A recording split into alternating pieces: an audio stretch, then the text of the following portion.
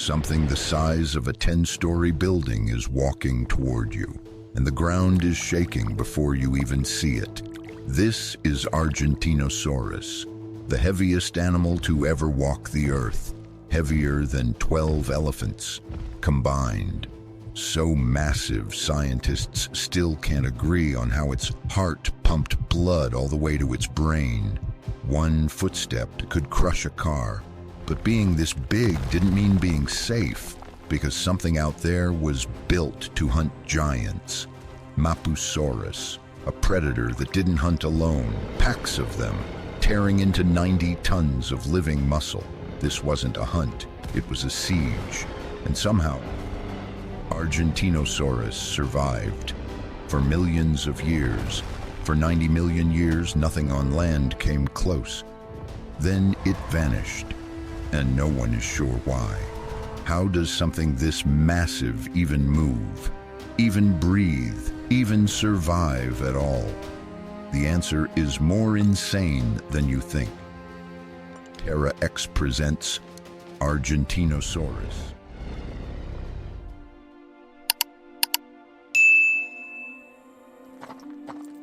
In the Badlands of Patagonia in 1987, a rancher stumbles across something jutting out of the rock that he first mistakes for a fossilized tree trunk. It isn't wood. It's bone. A single fossilized fragment, nearly 2 meters long, buried in ancient Argentine soil. Paleontologists rush to the site, expecting an unusually large dinosaur bone. What they eventually piece together defies almost everything science believed was physically possible. This is Argentinosaurus, and it may be the largest animal to have ever walked on land. Not the largest dinosaur. The largest land animal in the entire 4 billion-year history of life on Earth. To understand why that claim is so extraordinary, you have to understand the numbers involved. Estimates place Argentinosaurus at around 35 meters long. Roughly the length of 3 school buses parked end to end. Its estimated weight ranges from 60 to over 100 tons. Heavier than 14 African elephants, standing on the same scale at once. A single vertebra from its back was larger than a fully grown adult human. Its femur alone, just the thigh bone, stood taller than most people. These aren't exaggerations for a documentary. These are the actual measurements published in peer-reviewed paleontology journals. And yet, here's the strange part. We have never found a complete Argentinosaurus skeleton. Not one. Not anywhere. Everything we know about the largest land animal in history comes from a small handful of bones. A few vertebrae, part of a shin bone, some ribs. Reconstructing an entire 90-ton animal from fragments this incomplete is like trying to rebuild a skyscraper from 3 bricks. So how do scientists do it? How do you responsibly estimate the size of something this enormous from so little evidence? The answer lies in comparison, scaling those fragments against more complete skeletons of closely related titanosaurs. Even with those techniques, estimates have shifted dramatically over the decades, and they're still being debated today. Some researchers argue Argentinosaurus may have weighed less than the record-breaking numbers you'll see in headlines. Others argue the opposite, that even our biggest estimates might be conservative. What almost nobody disputes is the scale of the underlying question. How does an animal get this big in the first place? And more importantly, how does it survive being this big? Because size on this scale isn't just impressive. It's an engineering catastrophe waiting to happen. Every square inch of bone in an animal like this has to support a crushing, relentless weight.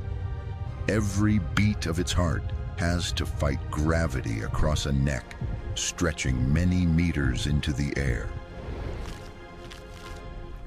Every meal it eats has to somehow supply enough energy to fuel a body the size of a building.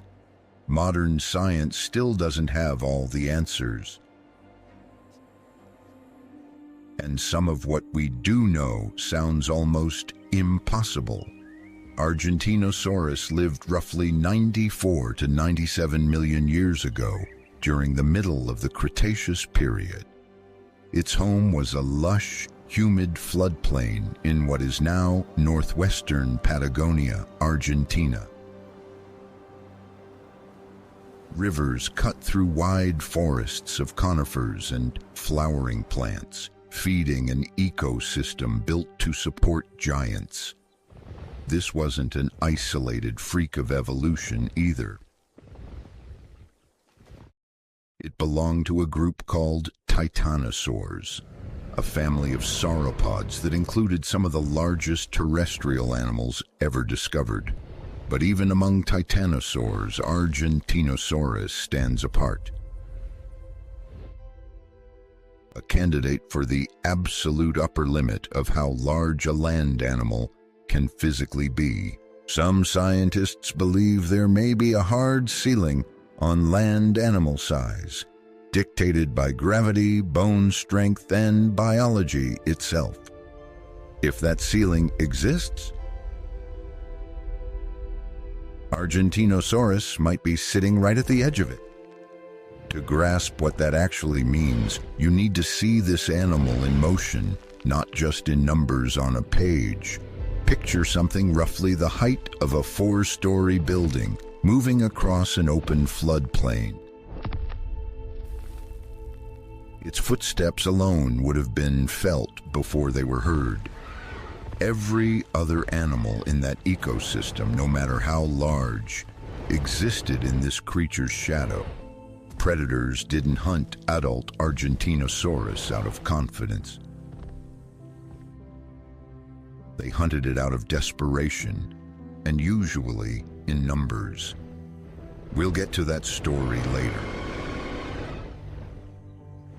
The story of the predators bold enough to try. But first, we need to answer the question that makes this whole animal possible in the first place. How do you build a body that can carry 90 tons of living tissue without collapsing under its own mass?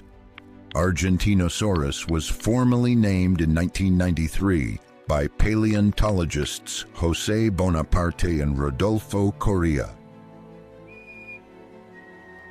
Its name means simply Argentine lizard, a fitting tribute to the country where it was unearthed. Despite the sparse remains, this discovery reshaped how paleontologists thought about the upper limits of animal size, and it opened a scientific puzzle that took decades and still isn't fully closed. The mystery of how something this massive could live, breathe, eat, and move without literally crushing itself. There's a basic rule in biology that should have made an animal like Argentinosaurus impossible. It's called the square cube law. And it's the reason giants in movies could never actually exist. As an object gets bigger, its volume, and therefore its weight, increases far faster than the strength of its supporting structure. Double an animal's height, and its weight increases roughly 8-fold. but the cross-sectional strength of its bones only increases fourfold. Push that scaling far enough, and in theory, an animal's own skeleton should eventually crush itself under its own weight. So how did something the size of a building get around a law of physics that seems absolute? The answer starts with the skeleton itself, and it's more radical than most people expect. Argentinosaurus, like other titanosaurs, had bones that were partially hollow, filled with air pockets instead of solid material. This might sound like it would make the skeleton weaker, but it's the exact opposite.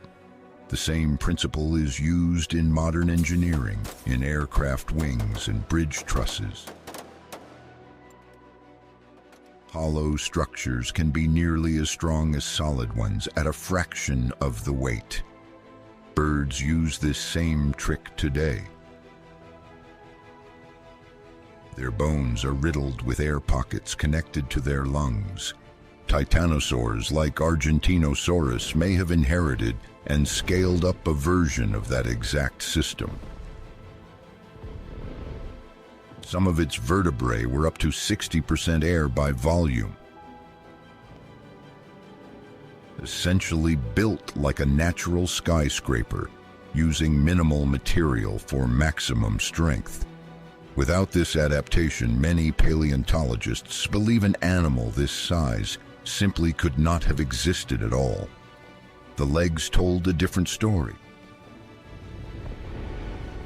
Built not for speed, but for pure, unyielding support. Unlike a dog or a cat, whose legs bend and flex for agility, Argentinosaurus stood on legs that were almost perfectly straight. This is called a graviportal stance. The same basic design elephants use, just scaled up to an almost unimaginable degree. Straight, pillar-like limbs transfer weight directly down into the ground, like the columns holding up a cathedral. It sacrifices speed and flexibility completely. But it turns each leg into a structural support beam, capable of holding tens of tons. Then there's the problem almost nobody thinks about until they hear the numbers. The heart. Argentinosaurus's neck may have stretched 12 meters or more into the air, roughly the height of a 4-story building. For blood to reach its brain, its heart would have needed to generate blood pressure far beyond anything seen in an animal today. Some estimates suggest a blood pressure reading that would instantly kill a human several times over. To achieve that, the heart itself would need walls of extraordinarily thick, powerful muscle. Some estimates put its weight at close to half a ton on its own. A handful of researchers have even proposed titanosaurs may have needed auxiliary pumping structures along the neck itself, essentially secondary hearts, boosting pressure in stages. That idea remains controversial, and most scientists lean toward one single monstrously powerful heart instead. Either way, the cardiovascular engineering required here pushes at the absolute edge of what biology seems capable of. The lungs solve a different problem entirely. How do you supply enough oxygen to fuel a body this enormous? Titanosaurs likely used a respiratory system closer to a bird's than a mammal's. Air flowing in one continuous direction through the lungs rather than in and out. This one-way airflow system extracts oxygen far more efficiently than the back-and-forth breathing that mammals like us rely on. Connected air sacs may have extended throughout much of the body, including into some of those same hollow, air-filled bones. In effect, Argentinosaurus may have been breathing through parts of its own skeleton. All of this technology, the hollow bones, the pillar legs, the reinforced heart, the bird-like lungs, existed for one single purpose: survival at a scale evolution had never attempted before. And there's one more piece to this puzzle: growth rate. Bone growth rings, similar to tree rings, reveal something remarkable about how fast these animals reached their full size. Some titanosaur species may have gained several tons of body mass per year during adolescence. Growing this fast requires an almost unbelievable metabolic engine, converting enormous quantities of plant matter into new bone and muscle at a blistering pace. The evolutionary logic behind this speed is brutally simple. The faster you grow, the shorter the window predators have to kill you. A newly hatched Argentinosaurus, barely larger than a human infant, was catastrophically vulnerable. But an adult, weighing 90 tons or more, was functionally untouchable by almost anything alive at the time. Getting from one state to the other as quickly as biologically possible was a matter of life and death. Size itself at this scale was more than just an evolutionary accident. It was armor, and the sheer volume of that body created one final challenge that's easy to overlook: heat. An animal this massive has an enormous volume relative to its surface area, which means it struggles to release excess body heat. Some researchers believe titanosaurs like Argentinosaurus generated so much internal heat through simple digestion and movement that they functioned almost like living furnaces. This phenomenon is sometimes called gigantothermy, a form of natural warm-bloodedness that emerges purely from being enormous. It likely meant Argentinosaurus maintained a stable internal body temperature without needing the same metabolic machinery smaller warm-blooded animals depend on. Every one of these systems working together solved a problem that should have been unsolvable. Hollow bones defeated gravity. Pillar legs defeated collapse. A monstrous heart defeated blood pressure. Bird-like lungs defeated suffocation. And rapid growth defeated every predator patient enough to wait for a weaker moment. But solving how to exist is only half the story. The other half is how something this big actually moved across the earth at all. Bones can tell you what an animal was built from, but they can't tell you how it actually moved.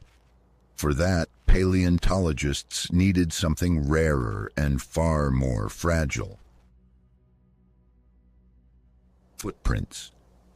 Across several sites in South America, researchers have uncovered enormous trackways left behind by giant titanosaurs.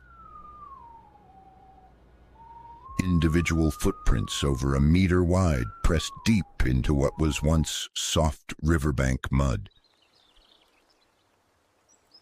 These aren't isolated prints either. They stretch on for dozens, sometimes hundreds of meters, and that length tells scientists something crucial. These animals weren't wandering alone. Multiple parallel trackways moving in the same direction at the same time suggest herds traveling together. Some trackway sites even show a mix of larger and smaller footprints, moving as one group. The most likely explanation is a herd structure with adults and juveniles traveling side by side. This upends the old image of solitary, lumbering giants wandering the landscape completely alone. Instead, the picture looks more like modern elephant herds. Cooperative, social, and protective of their young. An adult Argentinosaurus surrounding a vulnerable juvenile would have created a nearly impenetrable wall of muscle and bone. Biomechanical modeling using the exact spacing and depth of footprints lets scientists estimate walking speed. Most estimates put Argentinosaurus's typical walking pace at somewhere between 4 and 8 kilometers per hour. That's barely faster than a brisk human walk. And that's not a flaw, it's a deliberate trade-off. At this size, speed was never the priority. Efficiency was. Every step an animal this heavy takes costs an enormous amount of energy. Wasted motion simply wasn't an option. Sauropods like Argentinosaurus likely moved with a stiff, deliberate gait. More like a slow-motion march than a walk. Turning was its own challenge entirely. A body this long and this heavy couldn't pivot quickly. Some researchers estimate its turning radius may have required several full body lengths just to change direction. In practice, this meant Argentinosaurus likely avoided dense forest whenever possible, favoring open floodplains and riverbanks. Trackway evidence backs this up. Most fossil trails run along ancient riverbeds and open sedimentary plains, not through dense woodland. Rivers weren't just travel corridors either. They were survival infrastructure. An animal that needed hundreds of kilograms of water and vegetation daily had to stay close to a reliable water source at all times. This likely drove massive seasonal migrations following rivers and rainfall patterns across the Patagonian landscape. Herds may have moved across hundreds of kilometers over the course of a year, chasing fresh vegetation as the seasons shifted.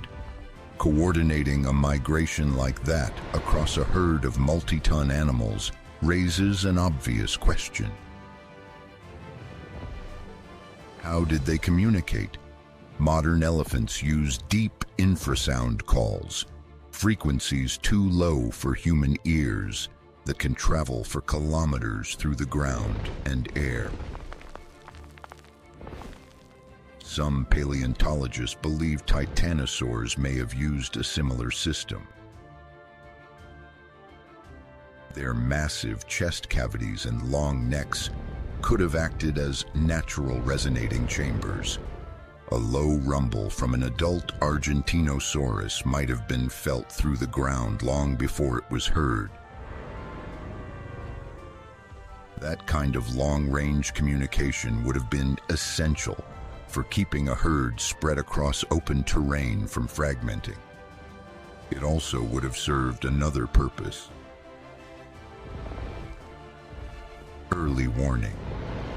A distant predator sighting by one member of the herd could be communicated instantly across the entire group. For smaller, more vulnerable juveniles, that early warning system may have been the difference between life and death. Crossing rivers presented its own unique danger.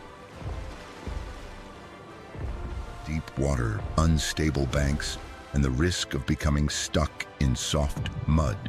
Fossil trackways occasionally show sudden changes in stride length near ancient riverbeds, hinting at moments of caution or hesitation. A herd this size crossing a river would have been an event that reshaped the landscape itself, at least temporarily. Vegetation would be crushed and trampled across a wide corridor. Smaller animals would scatter or shelter until the herd passed. In many ways, a migrating herd of Argentinosaurus functioned less like a group of animals and more like a slow-moving force of nature. Nothing in that ecosystem could ignore their presence. And very little could stand directly in their path. Yet for all their power in numbers, individual members of the herd remained physically vulnerable at specific moments. River crossings, mud flats, and narrow terrain were where even a giant could become trapped, exhausted, or separated from the group. It's likely no coincidence that many of the largest predator attacks paleontologists have reconstructed happened in exactly these kinds of locations. An isolated Argentinosaurus cut off from the safety of numbers was a different animal entirely from one surrounded by its herd. This is the tension that defined life for every titanosaur on this landscape. Safety in scale, but vulnerability in isolation. The herd was the strategy. The individual, no matter how massive, was still just one link in that chain. And on the plains of Cretaceous Patagonia, something else was watching those chains for the moment they broke. Keeping a 90-ton body running takes more than clever engineering. It takes fuel. And the amount of fuel Argentinosaurus needed every single day is almost hard to comprehend.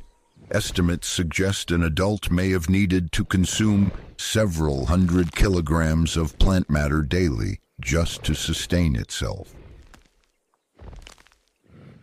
Some calculations push that number even higher, depending on the quality and density of available vegetation. To put that in perspective, that's roughly equivalent to an adult human eating several hundred large meals in a single day. There simply weren't enough hours to chew through that volume of food the way a smaller animal might.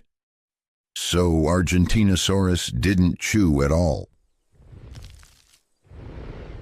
Not in any way we'd recognize. Its skull, like other titanosaurs, held small, simple, peg-shaped teeth clustered toward the front of the mouth. These teeth weren't built for grinding.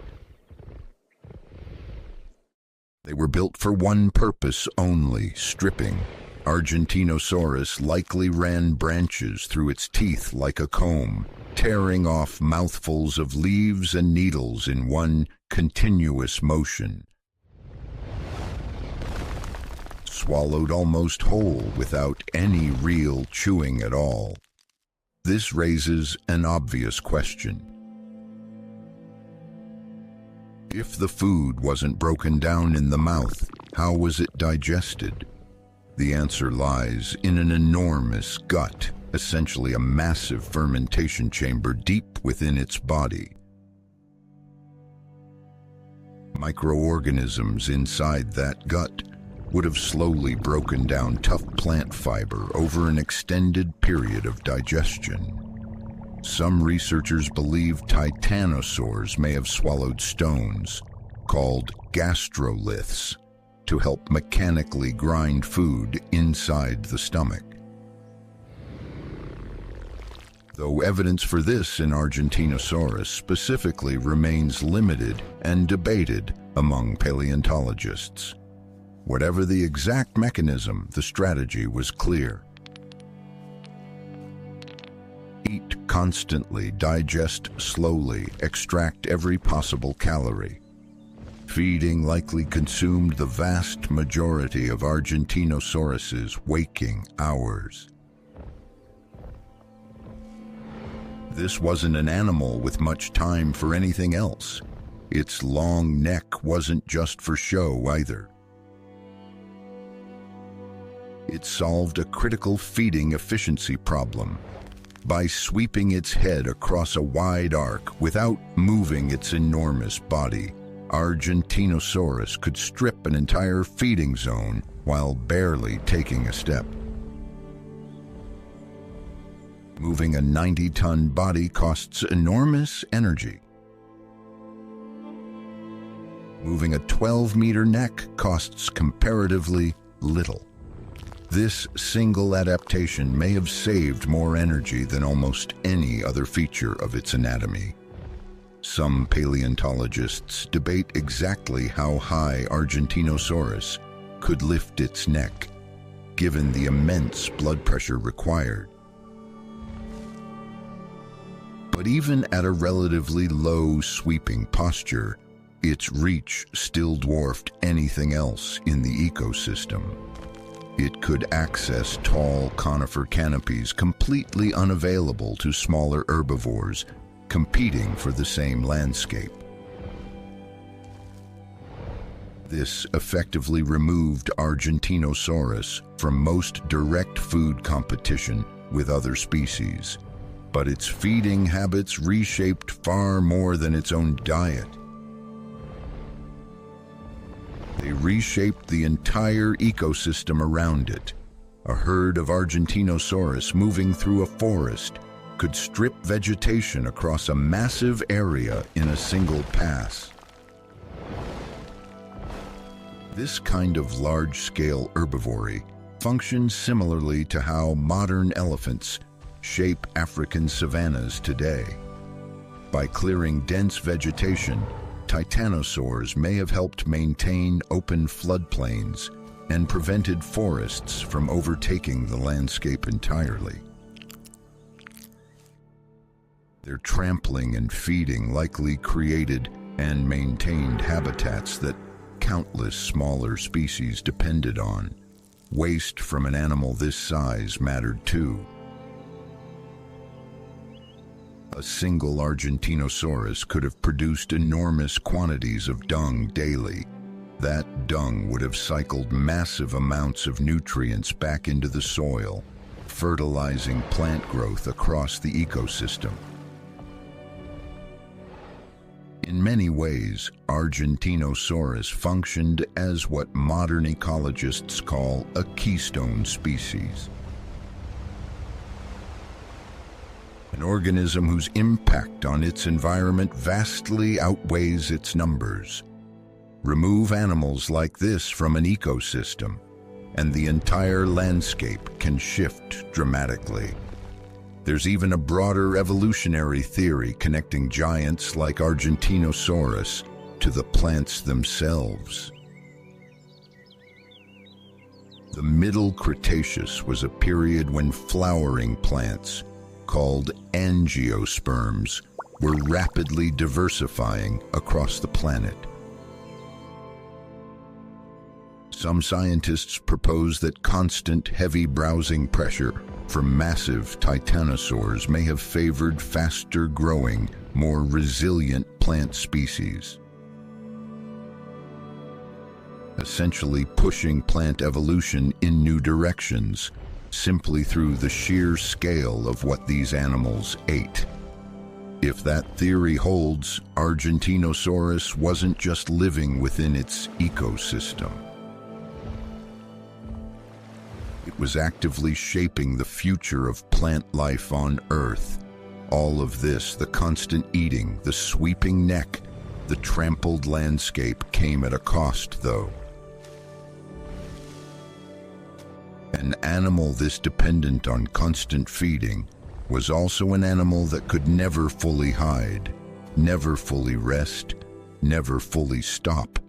It had to keep moving, keep eating, keep exposing itself to a landscape that wasn't entirely safe. And on that landscape, other animals had evolved for one single purpose: to take advantage of exactly that vulnerability. No amount of size could make Argentinosaurus completely invisible. And predators in this ecosystem had grown just as extreme as the giants they hunted. The story of Argentinosaurus was never just about surviving its own scale. It was about surviving everything that scale attracted. In the same rock formation where Argentinosaurus was discovered, paleontologists found something almost as staggering. The remains of a predator built specifically to challenge giants. Its name is Mapusaurus. And it may be one of the only animals in Earth's history bold enough to hunt something this size. An adult Mapusaurus stretched over 12 meters long, roughly the size of a city bus, with a skull built like a battering ram. Its teeth weren't designed like a Tyrannosaurus Rex's crushing, bone-shattering bite. They were different, and in some ways, more terrifying. Mapusaurus had blade-like serrated teeth, built for slashing deep, bleeding wounds rather than a single killing bite. On an animal the size of Argentinosaurus, one bite was never going to be enough anyway. No single predator, no matter how powerful, could bring down 90 tons of muscle and bone alone, so Mapusaurus didn't hunt alone. And the fossil evidence backs this up in a genuinely chilling way. At one bone bed site, researchers uncovered the remains of at least 7 individual Mapusaurus, ranging from juveniles to fully grown adults. Finding that many individuals of the same giant predator species together in one location strongly suggests pack behavior.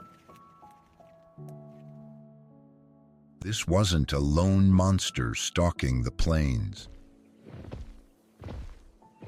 This was an organized, coordinated hunting group. Picture the scene. A herd of Argentinosaurus moving slowly across an open floodplain, adults surrounding their young.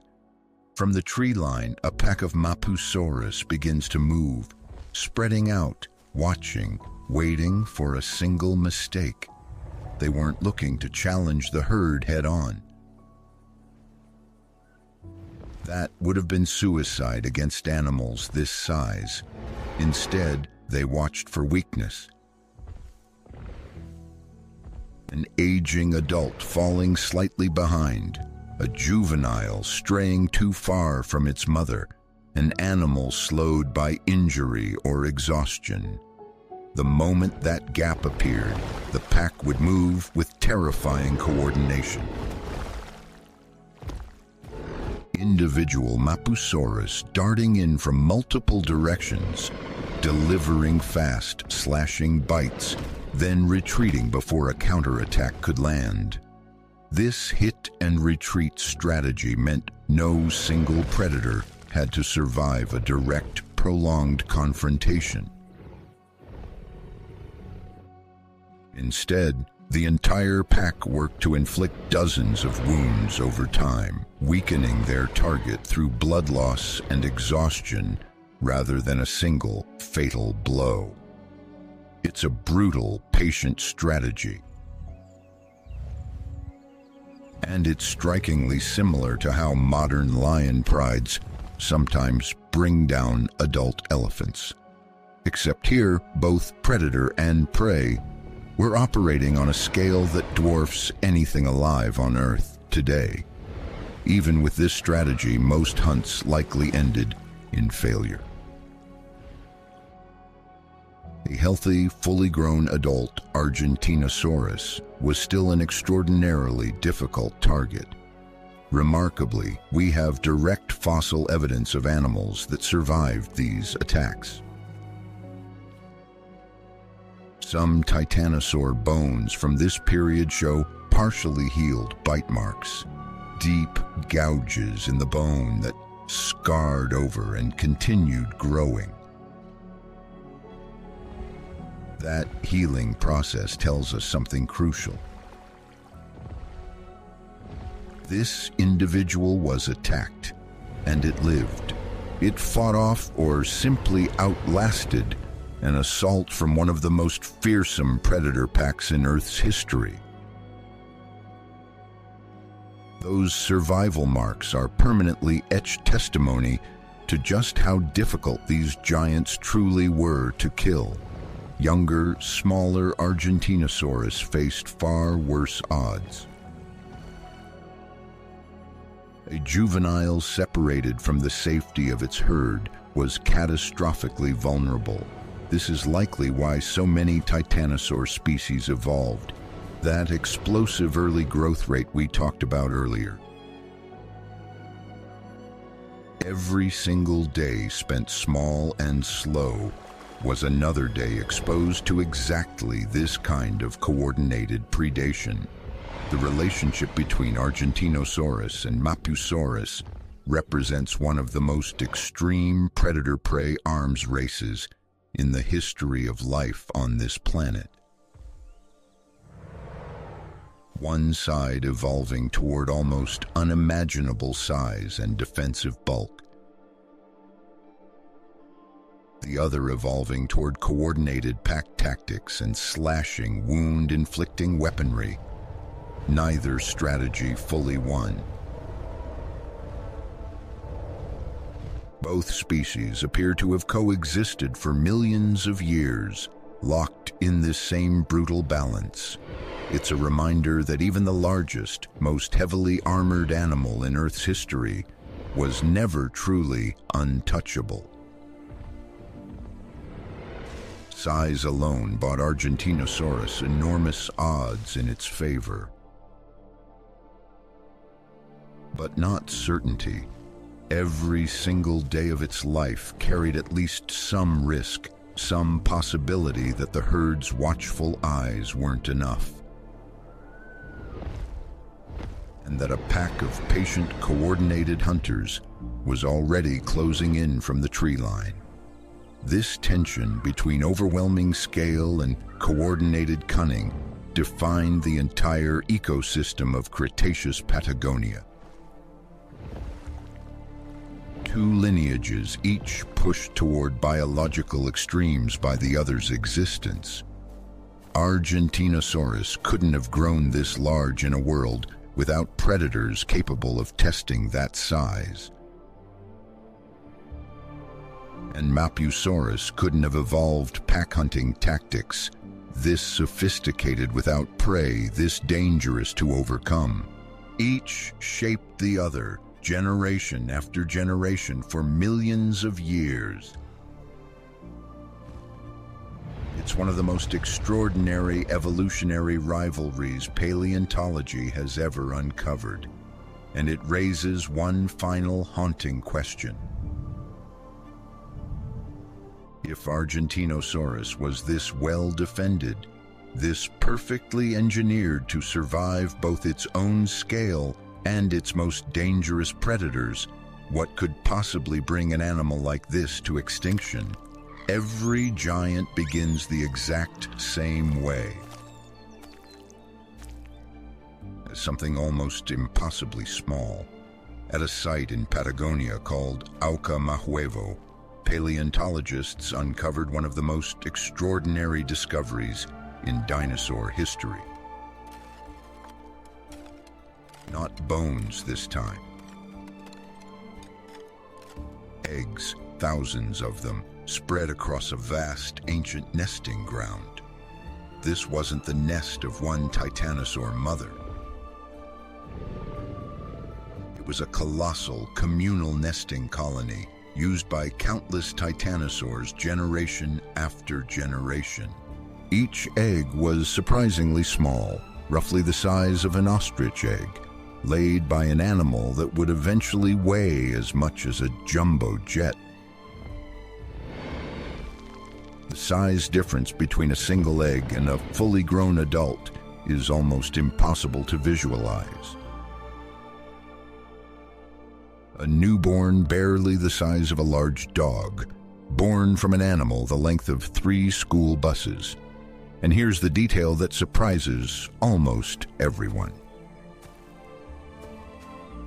The evidence suggests titanosaur mothers provided little to no parental care after laying their eggs. Unlike crocodiles, which guard their nests fiercely, or many modern birds, which feed and protect their young for months, titanosaur hatchlings appear to have been almost entirely on their own from the moment they broke through their shells. This made the first days and weeks of life the single most dangerous period an Argentinosaurus would ever face.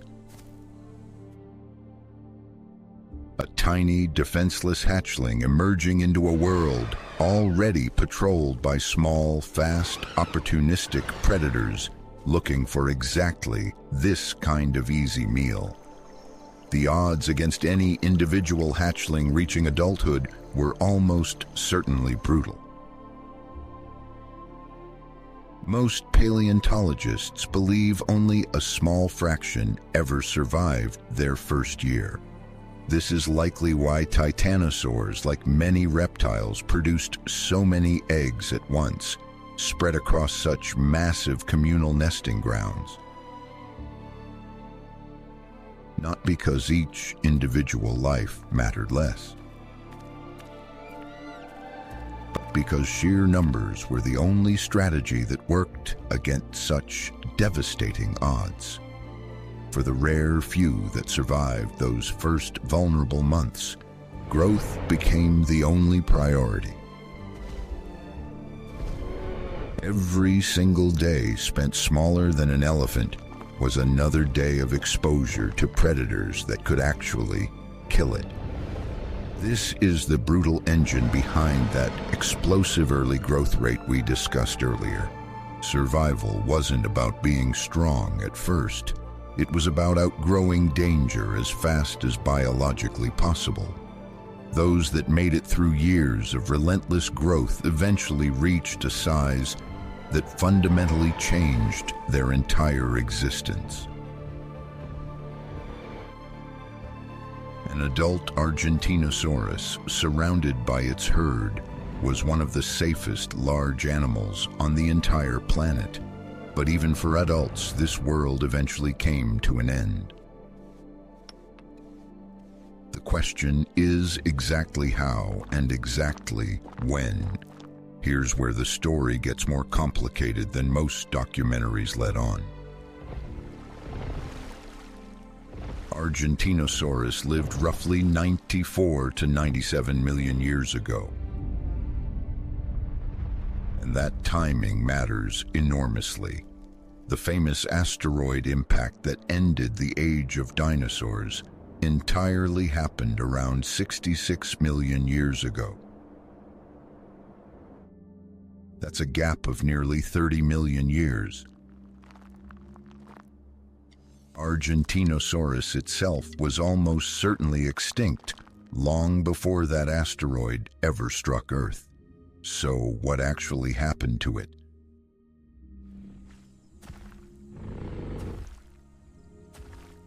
The honest answer is that we don't fully know. Argentinosaurus doesn't appear to have died out in some single dramatic catastrophe. its story likely ended more quietly than that. The fossil record suggests titanosaur lineages in South America continued evolving and diversifying long after Argentinosaurus itself vanished. Later titanosaurs, including species like Patagonia, would eventually grow to sizes rivaling or even exceeding Argentinosaurus itself. It's possible Argentinosaurus was gradually replaced, outcompeted, or simply gave way to newer titanosaur lineages, better adapted to a slowly shifting Cretaceous environment. Climate patterns, vegetation, and river systems across Patagonia continued changing throughout this period. Any one of those shifts, even subtle ones, could have slowly tipped the balance against a highly specialized giant like Argentinosaurus. This is one of the humbling truths of paleontology. For every dramatic extinction event we can clearly explain, there are countless quieter disappearances we may never fully understand. Argentinosaurus's exact ending remains one of those open questions. Recorded in stone but not yet fully translated. What we do know is that the broader titanosaur lineage endured for tens of millions of years after Argentinosaurus disappeared.